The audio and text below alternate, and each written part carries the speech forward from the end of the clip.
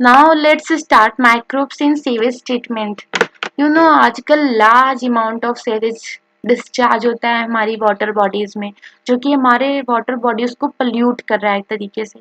तो यहाँ पे क्या है, सेवेज, ये इनिशिएटिव है कि सेवेज को डिस्चार्ज करने से पहले उसको सेवेज ट्रीटमेंट प्लांट एसटीपीज में ट्रीट किया जाए, जिससे क्या हो, उसके इसमें जो हमारा पोल्यूटेंट लेवल हो वो एकदम डिक्रीज हो जाए, एंड देन आफ्टर उसे डिस्चार्ज किया जाए वाटर बॉडी में। जैसे हमारी वाटर बॉडीज लाइक रिवर्स हैं, ओशंस है, एंड बिग वाटर रिजर्वायर्स, जिससे वो क्या हो, उनमें पोल्यूशन ना हो।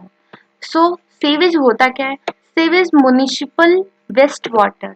Municipal waste water means all the waste जो कि सेवेज में होम से, एग्रीकल्चर से, डीज और इंडस्ट्रीज से प्रोड्यूस होता है।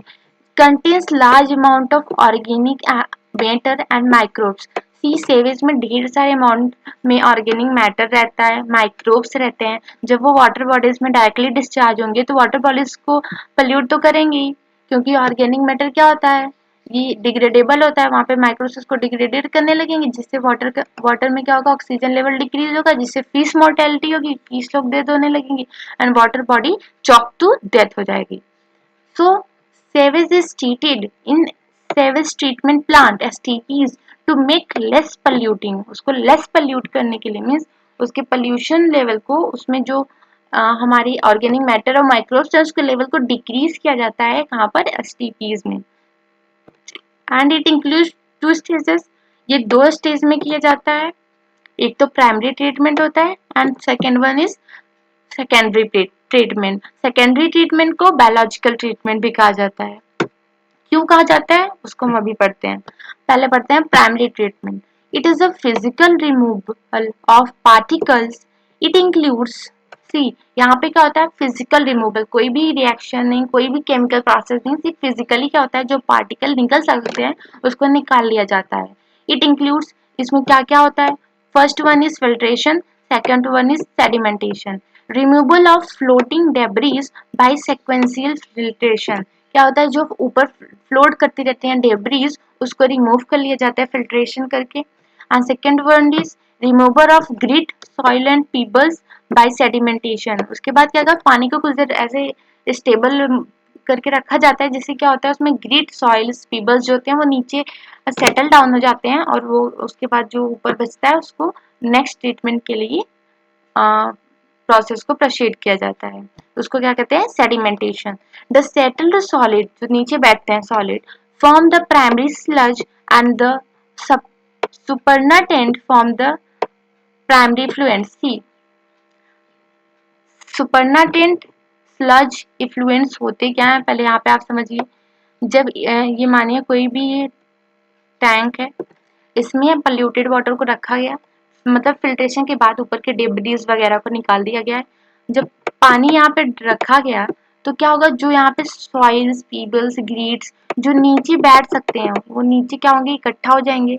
नीचे जब इकट्ठा हो जाएंगे तो जो नीचे पार्ट स्टेबल डाउन होगा, सेटल डाउन होगा, उसको कहेंगे प्राइमरी स्लज या फिर स्लज। एंड जो ये ऊपर फ्लोट करेगा उसको कहेंगे सुपरनाटेंट या फिर इफ्लुएंट। और ये प्राइमरी ट्रीटमेंट में है इसलिए primary fluent and primary sludge कहेंगे। ठीक, आप समझ गए कि स्लज एंड इफ्लुएंट्स में डिफरेंट। स्लज क्या है, जो नीचे बैठ जाता है, और इफ्लुएंट्स क्या है, जो ऊपर रहे। नेक्स्ट, इसके बाद क्या होता है, प्राइमरी ट्रीटमेंट के बाद उसको सेकेंडरी ट्रीटमेंट के लिए प्रोसीड किया जाता है, एंड सेकेंडरी ट्रीटमेंट को बायोलॉजिकल ट्रीटमेंट कहते हैं। क्यों कहते हैं, क्योंकि यहाँ पे माइक्रोब्स का यूज होता है, बायोलॉजिकल एजेंट्स का यूज होता है ट्रीट करने के लिए, मीन्स वाटर पोल्यूशन को कम करने के लिए। Primary effluents is passed into the large aeration tank. जो प्राइमरी फ्लुएंट्स है, जो ऊपर सेटल डाउन होने के बाद स्लज को निकाल दें, जो ऊपर बचे, जो प्राइमरी फ्लुएंट्स थे उन्हें पास किया जाता है लार्ज एरिएशन टैंक में, एंड कॉन्स्टेंटली एजिटेटेड। उसको लार्ज एरिएशन टैंक में पास किया जाता है, उसको कॉन्स्टेंटली एजिटेट मीन्स आप कह सकते हैं शेक किया जाता है। This allows vigorous growth of useful microbes. जिसकी इसमें क्या होता है फिर, यूजफुल माइक्रोब्स, वो भी कौन से, एरोबिक माइक्रोब्स ग्रो करते हैं लार्ज एरिएशन टैंक में। उसमें microbes into flocks, large useful aerobic microbes into flocks. Flocks क्या होता है? Bacteria associated with fungal filament to form make like mesh like structure.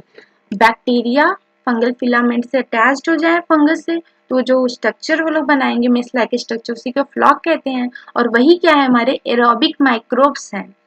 These microbes consume the organic matter into in the effluents। ये microbes क्या करते हैं? Grow करते हैं और जितने भी ऑर्गेनिक मैटर रहते हैं, ऑर्गेनिक वेस्ट रहते हैं उस प्राइमरी फ्लुएंट में, उसको क्या करते हैं?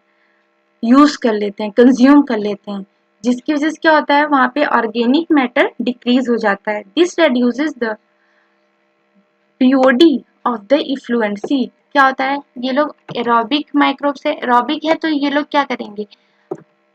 यूज कर लेंगे ऑक्सीजन जो होगा वहां पर उस फ्लुएंट्स में, प्राइमरी फ्लुएंट्स में जो ऑक्सीजन होगा उसको यूज कर लेंगे वहां पे। तो वहां पे क्या होगा? Biological biochemical, sorry not biological, biochemical oxygen जो होगा वो डिक्रीज हो जाएगा। तो उसी को कहते हैं BOD. BOD biological oxygen demand नहीं होता, बायोकेमिकल ऑक्सीजन डिमांड होता है। एंड यहाँ पे क्या हुआ? आपने अभी सेकेंडरी ट्रीटमेंट में क्या हुआ कि प्राइमरी फ्लुइड्स को ट्रांसपोर्ट किया जाए लार्ज एरिएशन टैंक में और उसको कॉन्स्टेंटली एजिटेट किया गया, जिससे क्या हुआ? विगरस ग्रोथ हुआ, बहुत ज़्यादा ग्रोथ हुआ फ्लॉक्स का, एरोबिक माइक्रोब्स का। फिर एरोबिक माइक्रोब्स क्या की? ऑर्गेनिक मैटर को कंज्यूम किए। कंज्यूम करने से क्या हुआ? वहाँ पे वो लोग ने ऑक्सीजन को भी कंज्यूम कर लिया, जिससे बायोलॉजिकल ऑक्सीजन डिमांड इफ्लुएंट्स का क्या हो गया? डिक्रीज हो गया। नाउ बीओडी होता क्या है? उसको जान ले अच्छे से। Amount of oxygen consumed by the bacteria to oxidize all the organic matter in 1 liter of water। क्या होता है? बीओडी 1 लीटर वाटर में जितने भी ऑर्गेनिक मैटर है उसको ऑक्सीडाइज करने के लिए उसको कंज्यूम कर लिया अगर बैक्टीरिया उस पूरे ऑर्गेनिक मैटर को, तो उन बैक्टीरिया को जितना ऑक्सीजन रिक्वायर्ड हुआ, जितना उन्होंने उस इफ्लुएंट्स का ऑक्सीजन भी कंज्यूम किया, वही क्या हुआ? बीओडी हुआ। And it is a measure of the organic matter present in the water, the greater the BOD, more the polluting potential। See, BOD हुआ क्या? अगर ज्यादा ऑर्गेनिक मैटर है तो माइक्रोब से जो होंगे ज्यादा ऑक्सीजन कंज्यूम करेंगे, तो इनडायरेक्टली आप कह सकते हैं कि बीओडी क्या है? मीजर है ऑर्गेनिक मैटर का, मतलब ज्यादा ऑर्गेनिक मैटर तो ज्यादा BOD. So the greater the BOD, more the polluting potential of the water. See, BOD ज्यादा लग रहा है मतलब वहां पे ऑर्गेनिक मैटर ज्यादा तो वाटर भी पोल्यूटिंग, वो जो पोल्यूटिंग पोटेंशियल है उसका वाटर का, सेवेज का, वो भी ज्यादा। The effluents is then passed into the settling tank. Effluents को उसके बाद पास किया जाता है किसमें? सेटलिंग टैंक में।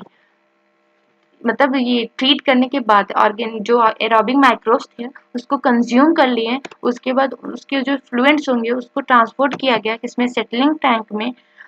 Where the bacterial flocks are sedimented. फिर वहां पे क्या होंगे? बैक्टीरियल फ्लॉक्स जो थे वो धीरे धीरे सेडिमेंट हो जाएंगे। दिस सेडिमेंट, और सेडिमेंट को क्या कहा जाता है? स्लज। अभी आपने पीछे देखा कि जो नीचे बैठ जाते हैं उसको स्लज कहा जाता है। दिस सेडिमेंट क्या? बैक्टीरियल फ्लॉक्स जो सेडिमेंट होता है उन्हें एक्टिवेटेड स्लज कहा जाता है। A small part of the activated sludge is pumped back into the irrigation tank for the say, serve as an inoculum। See, होता क्या है? अभी आपने जैसे मिल्क को कर्ड में कन्वर्ट करने के लिए क्या होता है? आप इनोकुलम का थोड़ा सा जावन डालते हैं एज अ, तो यहाँ पे भी सिमिलरली क्या होता है? अभी हमें फिर से एरिएशन टैंक में अगर दूसरे सेवेज को ट्रीट करना है, तो जो इस सेटलिंग टैंक में जो स्लज नीचे बैठा होगा उसको हम थोड़ा सा एरिएशन टैंक में डाल देते हैं। तो क्या होगा? ये माइक्रोब्स इजिली बहुत तेजी से ग्रो करेंगी और ये एरिएशन टैंक में वहाँ पे ऑर्गेनिक वेस्ट को कंज्यूम कर लेंगी। तो वही यहाँ पे है कि स्मॉल अमाउंट में एक्टिवेटेड स्लज को पम्प्ड बैक वापस डाला जाता है एरिएशन टैंक में। किस लिए? वहां पे क्योंकि ये जो हमारा स्लज होगा वो एक्ट करेगा एज अ इनोकुलम, चावल की तरह। The remaining sludge is pumped into the large tank. उसके बाद क्या होगा? जो स्लज नीचे है उसको, यहाँ पे आप देखिए फ्लुएंट्स को नहीं ट्रांसफर किया जा रहा है, स्लज को ट्रांसफर किया जा रहा है। The remaining sludge is pumped into the large tank that is called anaerobic sludge digester। अब तो जितना में यूज था उसको हमने एरिएशन टैंक में स्लज को डाल दिया, बट जो उसके बाद अब स्लज बचा उसको हम क्या करेंगे, लार्ज टैंक में डालते हैं। उस टैंक का नाम है एनारोबिक स्लज डाइजेस्टर। अब एनारोबिक क्यों, क्योंकि स्लज में है क्या एक्चुअल में, फ्लॉक्स हैं, बैक्टीरिया फ्लॉक्स जो कि एरोबिक हैं। तो आप क्या करेंगे, एनारोबिक कंडीशन में उनकी डेथ होगी, और जो एनारोबिक स्लज डाइजेस्टर है उसमें कुछ एनारोबिक बैक्टीरिया होते हैं जो कि एरोबिक बैक्टीरिया वहां पे दे दोगे और उनको डाइजेस्ट कर लेंगे। कौन, anaerobic bacteria, aerobic bacteria and fungi को डाइजेस्ट कर लेंगे इन सज स्लज में जो थे, और प्रोड्यूस करेंगे, produce methane, H2S, CO2. These gases forms the biogas. अभी आपने जब एनारोबिक स्लज डाइजेस्टर में स्लज को डाला, और इस एनारोबिक स्लज डाइजेस्टर में एनारोबिक बैक्टीरिया होती हैं। एनारोबिक बैक्टीरिया क्या करती हैं, फ्लॉक्स को डाइजेस्ट कर जाती हैं और प्रोड्यूस करती हैं gas like methane, H2S, CO2। ये तीनों गैस का नेम फॉर्मूला आप याद कर लें। वहां पे पूछता है कि एनारोबिक स्लज डाइजेस्टर में कौन कौन सी गैसेस प्रोड्यूस होती हैं, तो CO2, methane and hydrogen sulphide. These gases form biogas, और यही गैस क्या करती है, बायोगैस को फॉर्म करती हैं। The effluents is released into the natural water bodies like river and stream। अब क्या होगा, जो इफ्लुएंट्स थे बचे, यहाँ पर आपने देखा कि स्लज को, एक्टिवेटेड स्लज को हमने क्या किया, डाल दिया था कहाँ पर, सेटलिंग टैंक में। सेटलिंग टैंक में जब नीचे स्लज, जो नीचे स्लज बैठे थे उनको हमने डाल दिया लार्ज एनारोबिक स्लज डाइजेस्टर में, और जो यहाँ पर वो सेडिमेंट, सॉरी, ऊपर के जो इफ्लुएंट्स बचे, इफ्लुएंट्स में को हमने फिर वाटर बॉडीज में रिलीज कर दिया, क्योंकि उनका पोल्यूशन लेवल और पोल्यूटिंग इफिशिएंसी डिक्रीज हो चुकी है। The ministry of environment and forest, ये बहुत फेमस क्वेश्चन बनता है कि कौन सी मिनिस्ट्री है। देखिए यहाँ पे क्या होता है, रिलेट हम नहीं कर पाते हैं कि यहाँ पे वाटर को ट्रीट कर रहे हैं तो मिनिस्ट्री कौन सी इन्वॉल्व हुई है, इन्वायरमेंटल एंड फॉरेस्ट।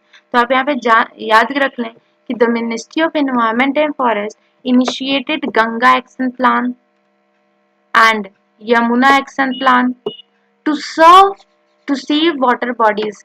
जो ministry of environment and forest है उन्होंने इनिशिएट किया है GAP, that is Ganga action plan, YAP that is Yamuna action plan, water bodies को सेव करने के लिए। This is all about STP, that is sewage treatment plants.